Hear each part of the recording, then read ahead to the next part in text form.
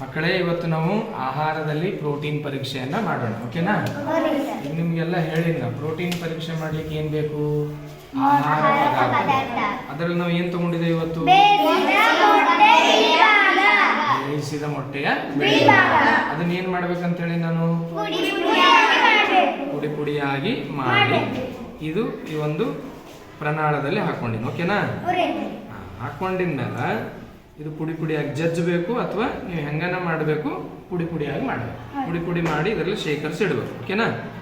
ಅದಾದ್ಮೇಲೆ ಈ ಪ್ರೋಟೀನ್ ಪರೀಕ್ಷೆ ಮಾಡಲಿಕ್ಕೆ ನಮಗೆ ರಾಸಾಯನಿಕ ವಸ್ತುಗಳು ಬೇಕಾಗ್ತದೆ. ಅದರಲ್ಲಿ ಯಾವುದು? ಒಂದು ಕಾಪರ್ ಸಲ್ಫೇಟ್ ನ ದ್ರಾವಣ ಮಾಡ್ಕೋಬೇಕು. ಓಕೆ, ಕಾಪರ್ ಸಲ್ಫೇಟ್ ನ ದ್ರಾವಣ ಮತ್ತು ಕಾಸ್ಟಿಕ್ ಸೋಡಾ, ಅದನ್ನ NaOH ಅಂತ ಕರಿತೀವಿ. ಏನಂತ ಕರಿತೀವಿ ನಾವು? ಅದನ್ನು ಸೋಡಾದ ದ್ರಾವಣ ಮಾಡಬೇಕು. ಇಲ್ಲಿ ನೋಡಿ, ಇದು ಯಾವ ದ್ರಾವಣ ಮಾಡಿಟ್ಟಿದ್ದೀನಿ ನಾನು?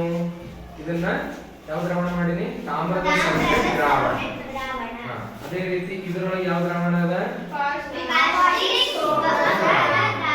ಇಲ್ಲಿ ತೋರಿಸಿ ಸರ್, ಇಲ್ಲಿ ನೀವು ಸ್ವಲ್ಪ ಝೂಮ್ ಮಾಡಿ ತೋರಿಸ್ರಿ. ಇದು ದ್ರಾವಣ ಮಾಡ್ಕೊಂಡಿದ್ದು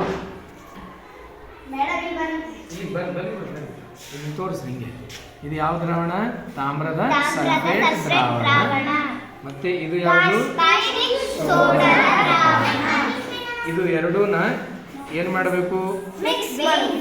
ಇದು ಬೇಯಿಸಿದ ಮೊಟ್ಟೆ ಬಿಳಿ ಭಾಗಕ್ಕೆ ಹಾಕಬೇಕು. 2-3 ಹನಿ ಇದಕ್ಕೆ ಹಾಕಿ, ಮತ್ತೆ ಇದರಿಂದನೂ 2-3 ಹನಿ ಇದಕ್ಕೆ ಹಾಕಿ. ಹಾಕಿದಾಗ ಏನಾಗ್ತದ? ಒಂದು ಸ್ವಲ್ಪ 2-3 ನಿಮಿಷಗಳ ಕಾಲ ಬಿಡಬೇಕು. ಬಿಟ್ಟಾಗ ಯಾವ ಬಣ್ಣಕ್ಕೆ ತಿರುಗಲತ್ತದ? ಇದು ನೇರಳೆ ಬಣ್ಣ.